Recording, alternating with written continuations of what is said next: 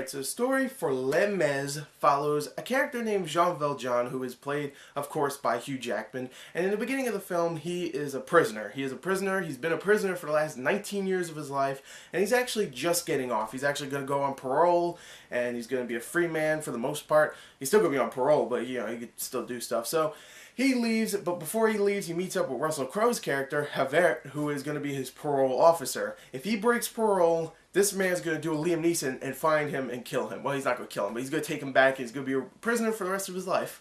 And he decides, Jean Valjean, you know what? I'm going to break parole. I'm going to assume a different identity. I'm going to move somewhere else, and I'm going to start a brand new life. I'm going to do that, and he does. And then that's really where the movie starts, because of course now he meets up with Russell Crowe again, but Russell Crowe can't remember what he looks like, and there's a whole like thing about him, you know, running away with from Russell Crowe. But that's not really the entire story here. The rest of the story is really about Fontaine, who's played by Anne Hathaway. And the thing is, she's not in the movie all that much, but her character really leaves a mark because she has a child. And the thing is that she's very poor. She doesn't have any money, so she's working at Jean Valjean's warehouse, and she gets fired by one of the workers there, and she decides, alright, fine, I'm going to go to prostitution and pay for my daughter to stay at this place that she's at. And she does, and one day she meets up with a client that really doesn't, that really wants her bad, and she fights him off, and of course she's about to go to jail because of that. But then Jean Valjean, you know, comes in and says, you know what, I'll protect you, I'll help you out, I'll bring you to the hospital, you don't look good, you look like you're sick, I'm gonna go and help your daughter because, you know, I feel bad because you used to work at my warehouse and I didn't know you were even fired, I'm gonna go help you out. And right after that, he finds the daughter, he takes care of her, and the rest of the movie is really him protecting this girl, also running away from Russell Crowe's character because he's going to, of course, take him back to jail. And later on in the film, it's about like a whole French resistance too later on in the film, which I won't even really spoil that much of. And it's really, there's a lot of story in here for a musical because everything is told in music. I mean, there's like little parts here and there where someone will say something that's not supposed to be musical, like grab that or do this, but for the most part everything else is opera style musical where it's just non-stop singing. Everything is song, and really some people will get annoyed at that. I thought it was great here, especially since everybody can sing in this, and everybody is a fantastic actor. Hugh Jackman as Jean Valjean, I fell for him, I really did. All he was doing, the reason why he was in jail is because he stole bread for his niece. That's it. He just stole bread for his niece because she was really sick and she needed something to eat, and he stole a little bit of bread, and he got thrown in jail for 19 years because of that.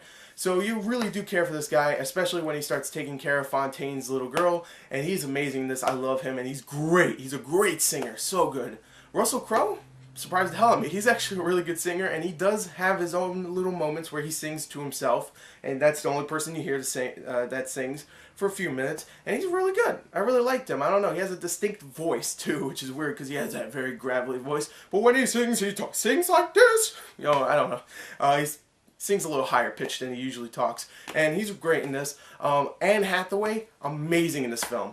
Absolutely amazing. They're saying she might get a Best Supporting Actress. Completely agree. She's amazing in this for someone that's only in it for about 15 minutes. She is phenomenal. They're going to go rush out to go see Les Mis right now, if you heard that car. And she is so good in this film. She's so amazing. And there's a whole scene where she sings I Dreamed a Dream, which is like the most popular song of this entire musical. And people are saying that's the definitive way to sing it now. Anne Hathaway, she took it, she made it her own, and she did a fantastic job with that song alone. But everything else, her performance-wise, everything, her emoting, fantastic. The rest of that cast did an amazing job as well. You have Eddie Redmayne, who is fantastic here as well. Great singer, really like him. Ooh, damn. Seen him in other movies, and he's great.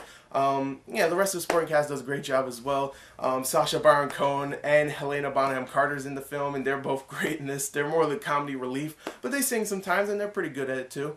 And Samantha Barks, who I haven't seen before, I think she was in the actual Les Mis musical before, but she's in here. She plays the daughter of Sacha Baron Cohen and Helena Bonham Carter, and she's great as well. She's a fantastic singer, and you really feel for all these characters, especially for her. And Yeah, the acting's great. The story's just phenomenal all the way. You really do care for these characters, and you really there's parts where I teared up a little bit because it's not a very happy movie. It's called The Miserables for a reason.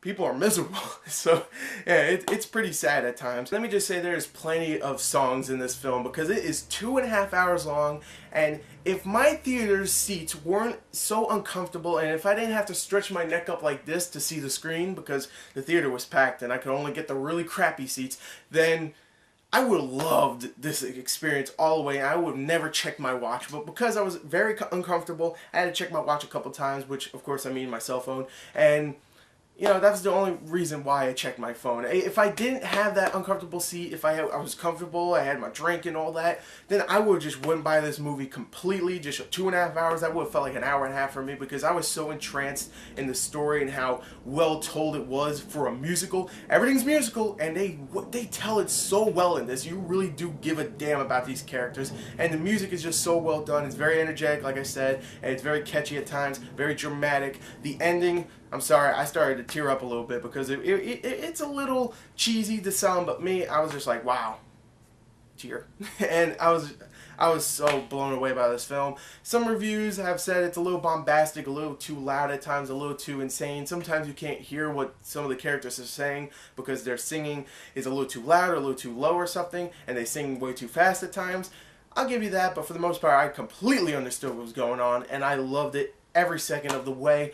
I'm going to give this film, see, I should give it a couple points less because of that, but it's one of my favorite movies of this year. I don't give a damn. I love musicals, and this is probably my favorite musical of all time. That's what I said. I said it, I don't care. I'm going to give it a 40 out of 40. I gave so many movies that this year, but this is the last one I'm reviewing for this year, and that's my last 40 out of 40.